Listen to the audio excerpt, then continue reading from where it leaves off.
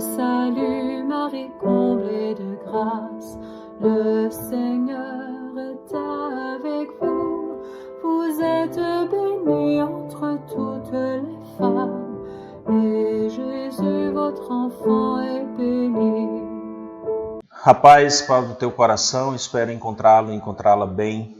Que Deus abençoe mais uma vez sua perseverança e seu desejo de conhecer um pouco mais, né, acerca da nossa fé, da maneira como nós cristãos somos chamados a viver e a pensar, né? Precisamos também, como diz o Padre Zezinho, amar como Jesus amou, mas também pensar como Jesus pensou.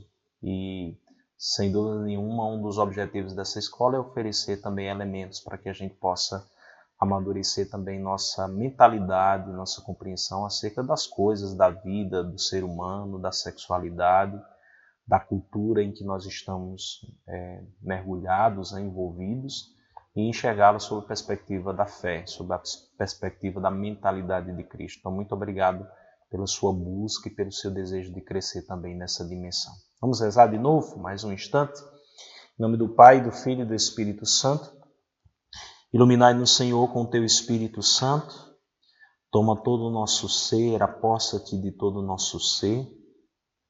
De maneira especial, nós te submetemos, Espírito Santo, nossa inteligência, nosso entendimento, toda a nossa dimensão cognitiva.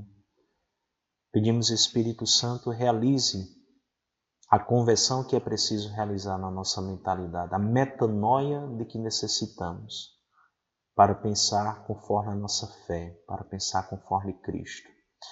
E tu que perscrutas os corações, o entendimento de cada ser humano, e que age em nosso interior, Espírito Santo, converte tudo aquilo que é preciso converter. E convence-nos acerca da verdade que é Cristo.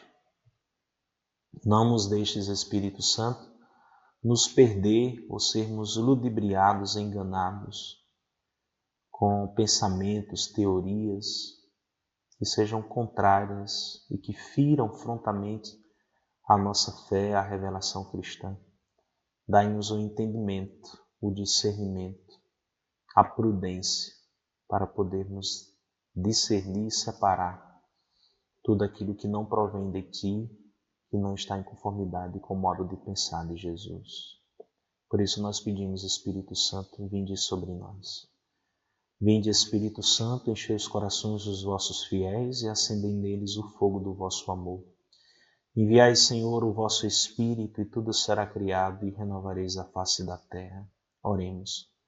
Ó Deus, que instruístes os corações dos vossos fiéis com a luz do Espírito Santo, fazei que apreciemos retamente todas as coisas segundo o mesmo Espírito e gozemos sempre de sua consolação por Cristo nosso Senhor.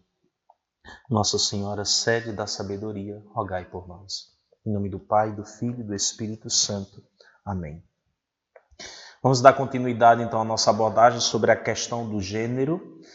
No primeiro ensino eu fiz com você uma retrospectiva histórica da questão, onde é que ela nasce, como se desenvolve, passando ali pelo movimento feminista, né? Disse e reitero, essa questão do gênero não nasce dentro do movimento feminista, nasce no campo da antropologia cultural e no campo médico, psicológico, psiquiátrico ali, mas obviamente a categoria é tomada e reinterpretada, digamos assim, pelo movimento feminista, né? E chegamos até o momento em que esclarecemos como é que o gênero se globalizou, se tornou uma norma político mundializada, principalmente através das conferências da ONU de 94 e 95, de Cairo e Pequim. Chegou no Brasil também, sobretudo, o debate por meio do Plano Nacional da Educação, e esse debate não se encerrou e está longe de se encerrar, né? Opiniões divergentes, e é importante dizer que o gênero, e eu acho que também é necessário esclarecer isso, apesar de que provavelmente você saiba que por se tratar de uma escola de formação católica, nossa perspectiva de abordagem naturalmente é de acordo com a nossa identidade católica, nossa identidade da fé. Mas não é demais dizer que o gênero ele é ele é lido, interpretado, abordado sobre múltiplas perspectivas e múltiplos campos do conhecimento. Então, o gênero envolve questões filosóficas, questões de sexologia, questões ligadas à psicologia e psiquiatria, questões médicas, questões biológicas, ligadas à dimensão da linguagem, né? Ligada a questões da semântica, por exemplo, né? Essa coisa mesmo da linguagem neutro, diz respeito às ciências da linguagem, à filosofia da linguagem. A questão gênero é abordada sob a perspectiva do direito, perspectiva jurídica, né? Como enquadrar dentro do ordenamento jurídico a variedade digamos assim, de identidades de gênero que muitos sujeitos reclamam para si, né? Então, como enquadrar isso dentro do ordenamento jurídico? Então, isso aqui traz desafios também muito concretos. O gênero é abordado também sob a perspectiva das ciências biológicas, acho que eu citei agora há pouco. É abordado sob a perspectiva da antropologia cultural, especialmente da sociologia, enfim. E, claro, nosso foco é sob a perspectiva da fé cristã, talvez mais na perspectiva, talvez teológica, porque também o gênero é um tema abordado pela teologia, estudado pela teologia, seja a teologia moral, seja a antropologia teológica e assim por diante, né? Então, quando expormos uma opinião ou uma visão, principalmente acerca do tema, é na perspectiva da fé cristã, é na perspectiva teológica, certo?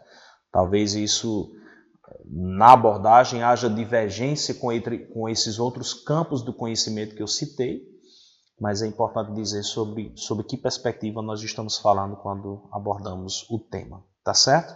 Então veja, eu citei para você o movimento feminista que de certa maneira se apropria da questão do gênero. Por que o movimento feminista encontra, digamos assim, na perspectiva gênero, digamos assim, uma espécie de impulso, de mola para as suas proposições? Porque o feminismo, com o seu desenvolvimento, volto a dizer, existem diversos feminismos e existem diversas ondas de feminismo, pelo menos 3, alguns falam até de 4, até de 5 ondas já. Mas acontece dentro do desenvolvimento do movimento feminista um momento em que algumas teóricas elas começam a se apropriar de categorias que nós chamamos de categorias marxistas e se apropriam disso enquanto agenda do movimento. O que é uma categoria marxista? Basicamente, talvez uma das principais teorias ou categorias de Marx, do pensador alemão, é a ideia de que era preciso haver uma espécie de revolução para que acontecesse uma igualdade entre as classes, principalmente fazendo aquele confronto capitalismo, socialismo, o comunismo e tudo mais, né? Então isso aqui é um tema também bastante amplo que não vem ao caso entrar em detalhes aqui. Mas basicamente nós podemos dizer que há uma das categorias principais do pensamento de Marx é a igualdade de classes. Algumas pensadoras, principalmente influenciadas por Marx, elas começam a entender que para que haja igualdade entre homem e mulher, isso aqui talvez já ali na segunda onda do feminismo, né? Para que haja igualdade entre homem e mulher, que são essa categoria masculina feminina, é interpretado por algumas teóricas do feminismo como uma espécie de divisão de classe, onde basicamente por causa do que elas chamam da tradição patriarcal, ou seja, do assento dado à figura masculina, basicamente é o homem que domina sobre a mulher, portanto aqui haveria uma divisão de classe e uma diferenciação de classe. O homem é o dominador, a mulher é a dominada.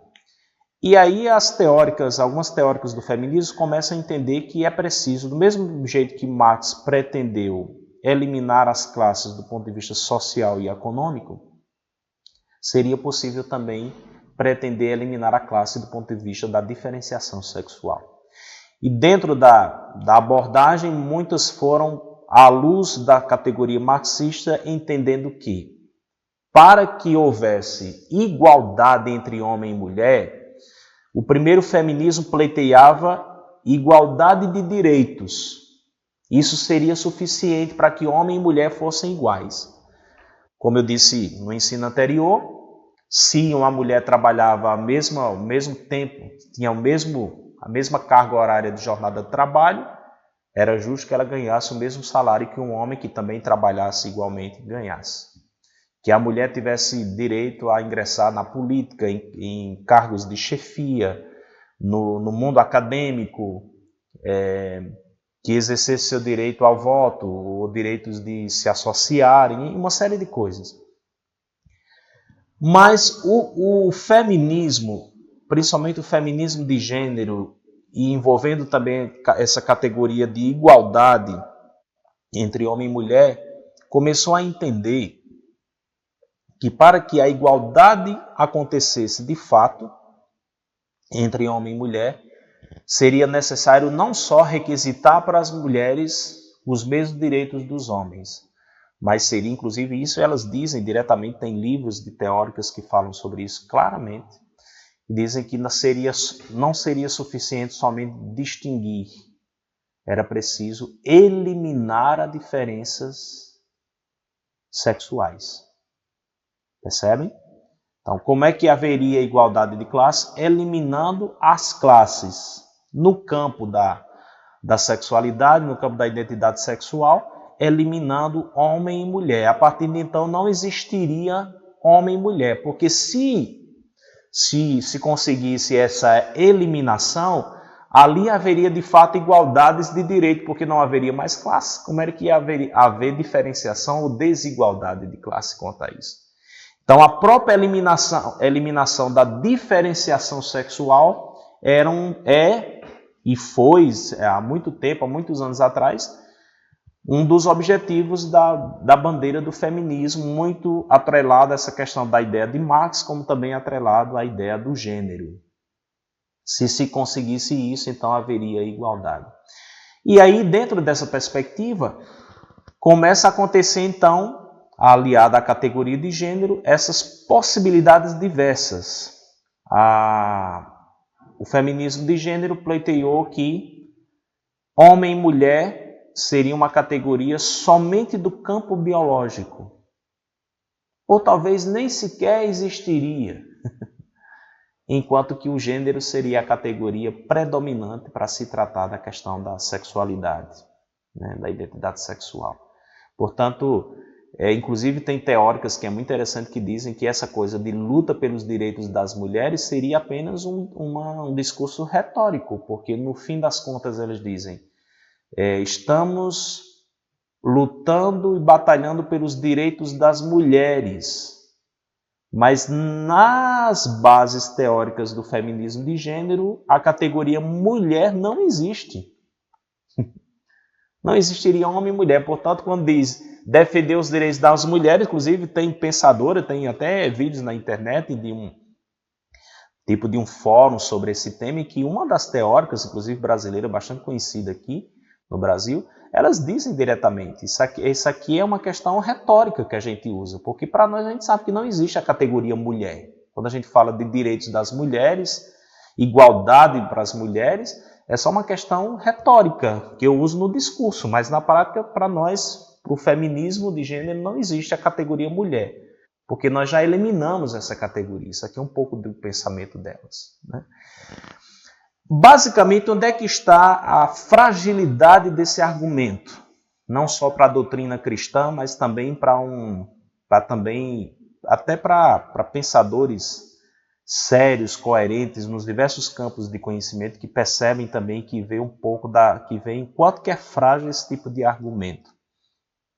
Está basicamente no fato de que, tudo bem, uma coisa é você concordar de que o exercício do ser homem e de ser mulher ao longo da história teve influências culturais.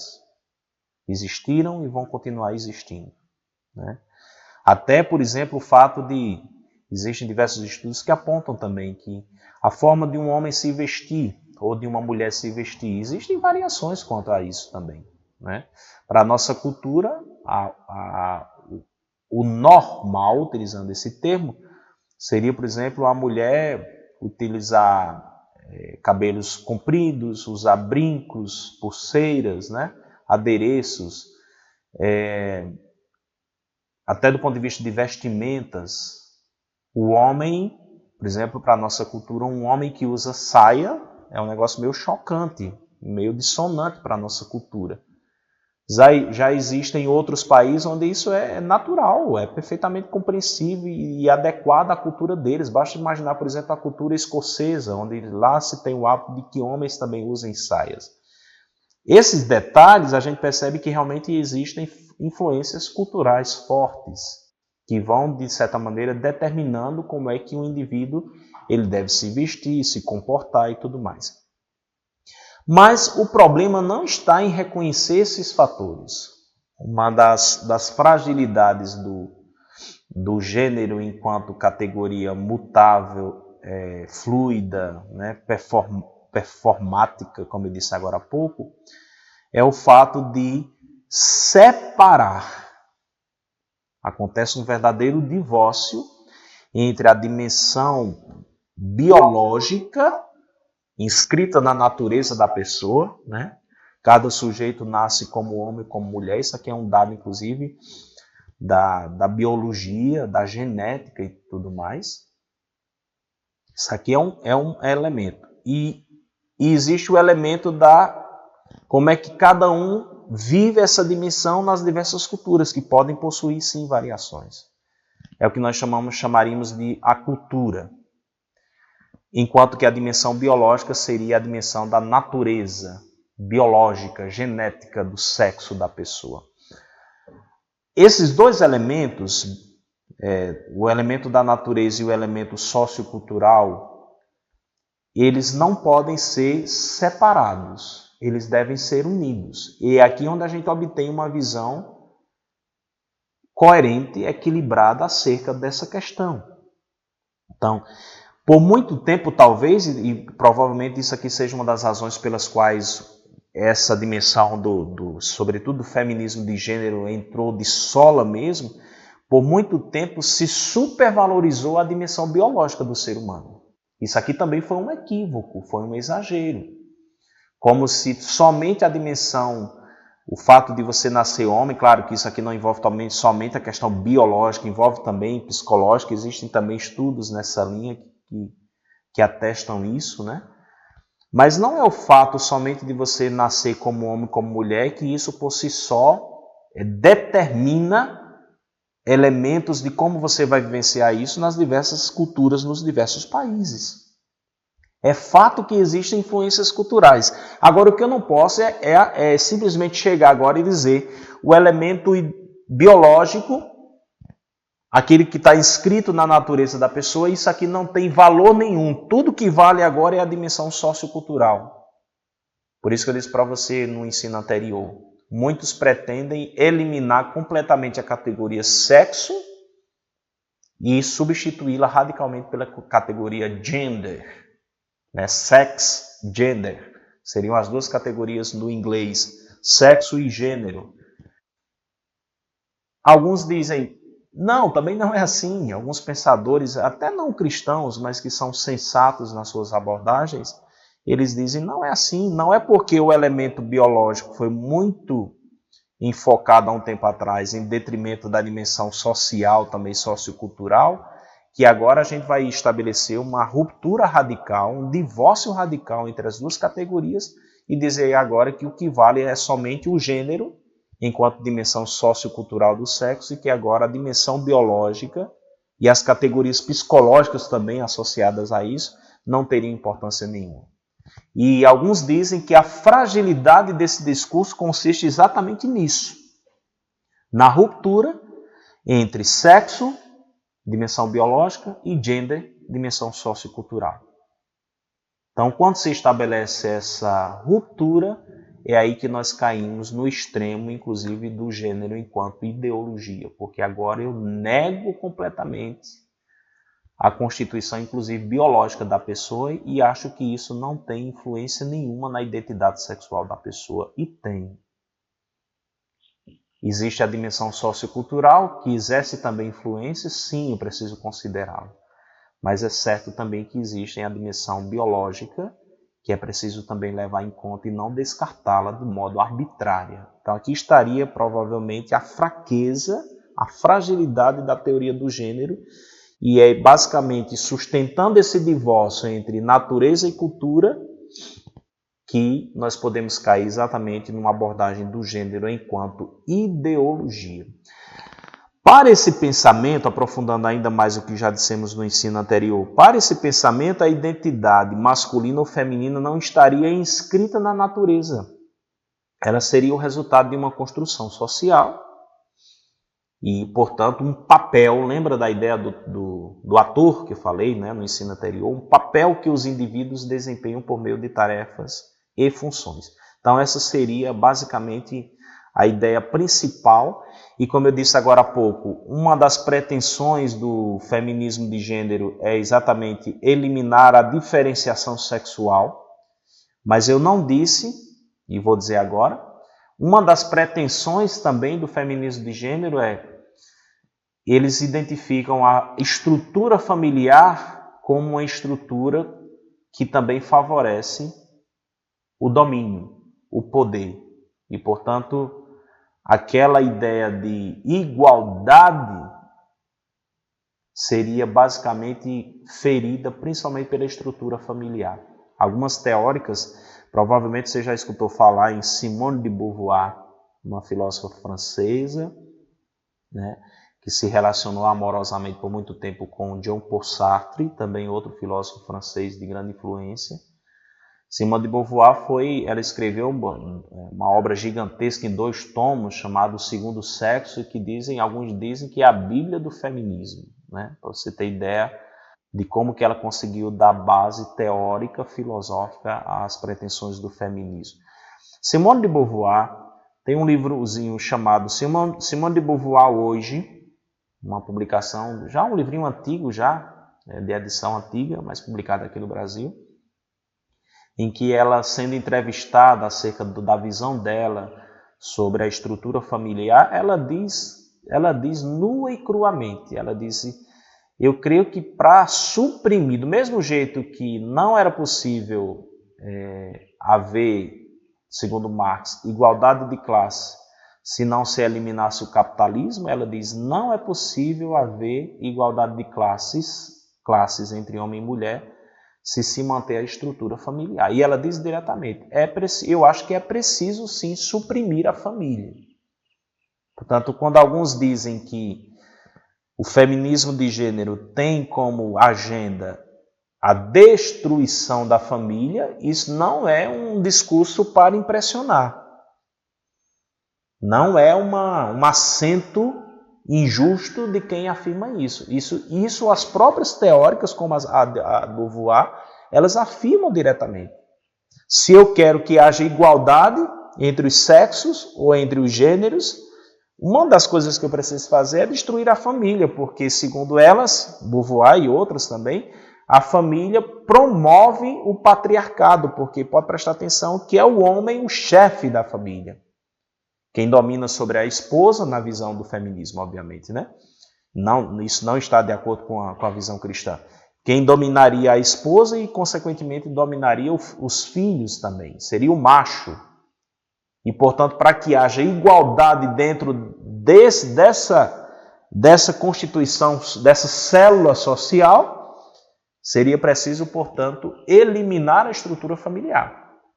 Por isso que, para o feminismo de gênero radical, eles nem se fixam na questão da identidade sexual, porque para eles isso não existiria, muito menos eles pleiteiam a família, principalmente organizada ou estruturada conforme a revelação cristã entre homem e mulher, onde se gera vida, os filhos, e que ali estaria uma instituição, inclusive de origem divina, como é para o cristianismo. Para o feminismo de gênero radical, essa estrutura ela só potencializa a desigualdade entre os sexos ou entre os gêneros. Então seria, sim, preciso, na visão dessas feministas, eliminar a família radicalmente. Aqui a gente já percebe que, obviamente, isso do ponto de vista da antropologia cristã, da maneira como a fé cristã, à luz das Sagradas Escrituras e da tradição, enxerga a sexualidade, a relação entre homem e mulher e a estrutura familiar, isso obviamente já fica claro que isso fere frontalmente essa perspectiva. E não é à toa que, por conta disso, a igreja também teve que se manifestar. Do ponto de vista histórico, talvez até um pouco tardio, a igreja se manifestou sobre o tema, né? Por exemplo, até onde eu sei, no magistério de João Paulo II não há uma referência direta à questão do gênero, pelo menos não claramente. E João Paulo II morreu em 2005. Né? Ele mesmo, enquanto Papa, não há nenhuma, embora ele tenha focado muitas vezes essa questão da dignidade da mulher, até como uma resposta do magistério às pretensões do feminismo, né? A dignidade da mulher. Inclusive, João Paulo II tem uma carta encíclica sobre isso, Dignitatis, Mulheres Dignitatis, né? A dignidade da mulher. Tem uma carta para as mulheres, onde ele trata sobre o assunto. Nas chamadas catequeses sobre a teologia do corpo, ele também aborda sobre esse tema, inclusive falando sobre a complementaridade que existe entre homem e mulher e a submissão mútua que deve existir entre os dois. Então, de certa maneira, o magistério de São João Paulo II tenta dar uma resposta a essas demandas que estavam emergindo em países no mundo todo, mas inicialmente, como eu citei, alguns situam Estados Unidos e França como os berços do feminismo, do gênero. Mas no magistério do Papa João Paulo II não há uma referência direta à questão do gênero, magistério dele mesmo, né? Mas existem sim textos, documentos publicados pela Santa Sé durante o pontificado do Papa João Paulo II que aborda essa questão. E pesquisando sobre essa questão do gênero, especialmente quando é que a igreja começou a se manifestar acerca desse tema, né? Provavelmente, dos primeiros pronunciamentos, digamos assim, eu não sei se diria formais, acerca de uma autoridade muito competente da igreja, que era o cardeal Ratzinger, futuro Bento XVI, quando ele estava ainda à frente da Congregação para a Doutrina da Fé. Salvo engano, uma entrevista em 1997, ele concedeu uma entrevista a um jornalista alemão, Peter Zewald, e essa entrevista foi publicada, uma entrevista longa de várias horas, né? Rendeu o livro e foi publicado com o título Sal da Terra, o cristianismo e a Igreja Católica no século XXI. Na entrevista, 1997, Ratzinger, até onde eu sei, volto a dizer, né? Nunca posso afirmar isso porque pesquisa você sabe como é, né? Às vezes a gente afirma uma coisa aqui, de repente continua pesquisando e descobre novos elementos que derruba aquela ideia que você sustentou até então. Mas até onde eu sei, esse é provavelmente um dos primeiros pronunciamentos oficiais da igreja, oficial porque é de uma autoridade muito respeitada na igreja, né? O prefeito da Congregação para a Doutrina da Fé, e Ratzinger naquela ocasião já toca na dimensão do gênero na sua entrevista. Ele diz, por exemplo, não se pensa apenas na libertação dos vínculos próprios ao papel da mulher, mas se pensa na libertação da condição biológica do ser humano. Aí ele diz, distingue-se então o fenômeno biológico da sexualidade das suas expressões históricas, as quais se chama gênero. Mas a revolução que se quer provocar contra toda forma histórica da sexualidade, diz ele, conduz a uma revolução que também é contra as condições biológicas do ser humano. Então aqui ele já faz uma menção acerca da teoria do gênero, inclusive cita diretamente, né, essa distinção entre biologia e expressões históricas ou socioculturais do sexo, e ele diz que, na verdade, é uma pretensão que o sujeito tem de se libertar da condição biológica, né? Essa informação de Ratzinger está baseada também em teóricos, né, do tema, que dizem, por exemplo, que a questão do fato de eu ter nascido homem, da pessoa ter nascido um homem ou mulher, na verdade é uma prisão para muitos e que é preciso libertar-se da ditadura biológica, ou da ditadura da natureza, né? Está muito em conformidade. Então, em 97, o Papa, aliás, o prefeito da Congregação para a Doutrina da Fé, Ratzinger, já se pronuncia sobre esse tema e volta a dizer: embora São João Paulo II, até onde eu sei, não tenha se pronunciado diretamente sobre essa temática, mas já é o prefeito da Congregação para a Doutrina da Fé que se pronuncia, em 1997. Se foi realmente o primeiro pronunciamento da Igreja, de uma autoridade como Ratzinger era da Igreja, se foi o primeiro pronunciamento, volto a dizer, esse pronunciamento chegou um tanto tardio, né? Porque exatamente essa questão do gênero, do feminismo, do gênero já vinha rolando já em outros países já há um bom tempo, há algumas décadas anterior a esse pronunciamento, conforme já vimos. Quando Bento XVI, Ratzinger é eleito Papa, Bento XVI, ele retoma essas temáticas em outros momentos, inclusive se tornou bem conhecido um discurso que ele fez para a Cúria Romana em 22 de dezembro de 2008. Isso é um costume, inclusive, que ainda hoje os papas têm, de se encontrar com os membros da Cúria por ocasião dos votos natalícios. E ali eles se encontram e normalmente o Papa dirige uma palavra para o corpo de cardeais e de funcionários da Cúria, né?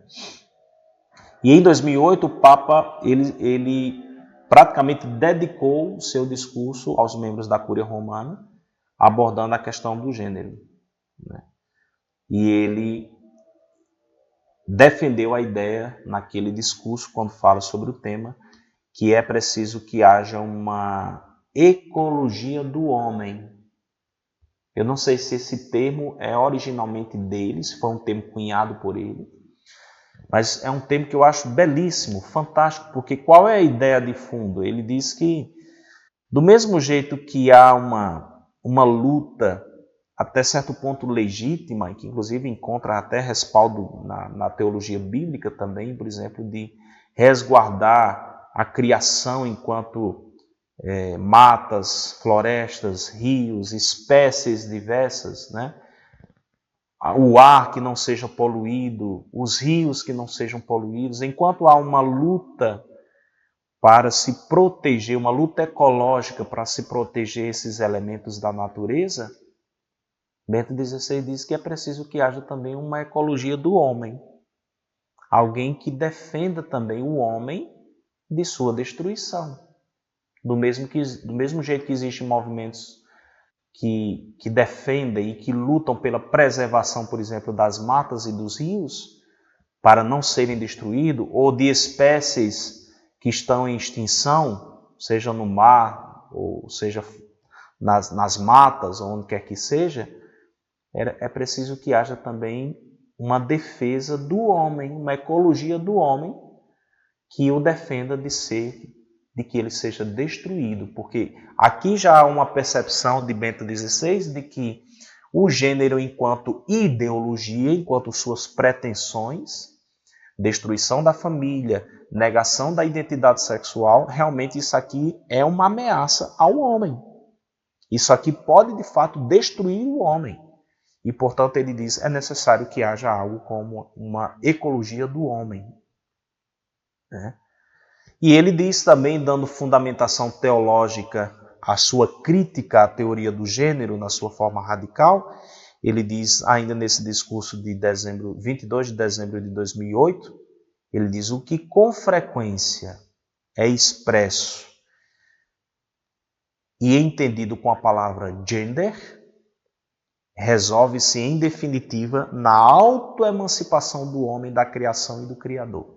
O que o Papa está dizendo isso? Inclusive ele dirá em outro momento que o gênero na sua forma radical, ele é como que uma espécie de face nova do pecado das origens, onde o homem quer ser como Deus. Então, se eu digo, eu não aceito minha condição masculina, minha identidade sexual masculina, eu não aceito. Isso aqui é uma ditadura da natureza, ou em última análise, uma ditadura de Deus que me criou assim, eu não aceito. E eu quero ser aquilo que eu quiser, do ponto de vista de identificação sexual, de identidade sexual. Quando eu ajo assim, o Papa diz, eu estou pleiteando uma autoemancipação da criação e de Deus. Então, eu já não aceito a minha identidade sexual como um dom e o acolho, como essa é a perspectiva da antropologia cristã.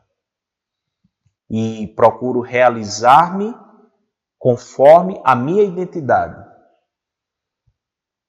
Se eu pretendo criar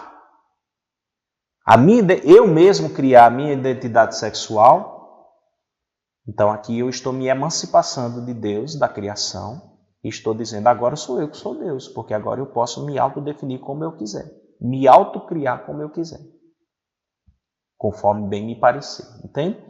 Então o Papa ele defende a necessidade de uma ecologia do homem e ao mesmo tempo da base teológica à sua crítica à teoria do gênero, volto a dizer, do gênero não enquanto estudo coerente, sensato acerca das variações da sexualidade na história, nas culturas, mas do gênero enquanto categoria radical que emancipa o homem da sua identidade biológica e cria o divórcio entre natureza e cultura.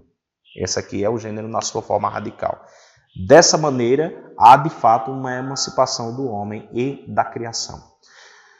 Depois, em 2012, o Papa, ele novamente se encontrando com a Cúria Romana, ele voltou a falar sobre o assunto. Então, em 2008, quando é 2012, 4 anos depois, ele toca de novo nessa questão. Então, esses discursos estão todos disponíveis aí no site da Santa Sé, você pode tomar em mãos. E em uma parte do discurso ele cita digamos assim, uma afirmação bem conhecida da Simone de Beauvoir. Não se nasce mulher, fazem na mulher, ou torna-se mulher. Um pouco uma afirmação que se tornou muito conhecida no meio do feminismo de gênero, mas também fora dele. Ele cita Beauvoir e diz, nestas palavras manifesta-se o fundamento daquilo que hoje, sob o vocábulo gênero, é apresentado como nova filosofia da sexualidade. Então, no discurso de 2008, ele diz, é preciso uma nova ecologia, uma ecologia do homem, que defenda o homem da sua destruição. A categoria gênero, em sua forma radical, é uma emancipação do homem da criação e do Criador. E agora, 4 anos depois, ele classifica o gênero como uma nova filosofia da sexualidade. E de acordo com essa filosofia, diz Bento, o sexo já não é um dado originário da natureza que o homem deve aceitar e preencher pessoalmente de significado, mas uma função social que cada qual decide autonomamente, enquanto até agora era a sociedade quem a decidia. Aí ele diz, salta aos olhos a profunda falsidade desta teoria e da revolução antropológica que lhe está subjacente. Então ele destaca, essa teoria na sua base, inclusive filosófica, ela é falsa e ela causa uma revolução antropológica. Ela provoca uma revolução no modo de entender o homem, sua sexualidade. Está subjacente, ou seja, nas entrelinhas, digamos assim, de tal teoria, está uma revolução antropológica, de fato. Então, Bento XVI, ele põe essa temática, iluminando-a com a doutrina cristã, mas também alertando acerca da falsidade que essa teoria possui, inclusive à luz de um pensamento filosófico profundo, coerente, né? Então, ele traz essa temática e a intenção dele é exatamente, num discurso à Cúria Romana, trazer essa temática em pauta e iluminá-la com o pensamento cristão, com o magistério da Igreja, né? Ele na qualidade de Papa, iluminar os membros da Cúria Romana acerca dessa temática e dessa questão. Então, volto a dizer, em 1997, ele se pronuncia sobre a matéria como cardeal prefeito ainda da Congregação para a Doutrina da Fé e o faz em forma de entrevista, mas depois como Papa ele falará sobre a temática por diversas vezes. Citei apenas duas delas aqui, 2008 e 2012, em discursos à Cúria Romana, mas existem também diversos pronunciamentos do Papa, inclusive exortações apostólicas dele, por exemplo, quando ele fala na exortação da igreja eclésia em Oriente Médio, a igreja no Oriente Médio, ele fala também sobre isso, porque a teoria do gênero também atinge populações do Médio Oriente. Então, dentro do sínodo sobre isso, eles discutem sobre a influência da teoria do gênero, e o Papa em seguida retoma essa discussão e se pronuncia também na exortação pós-sinodal.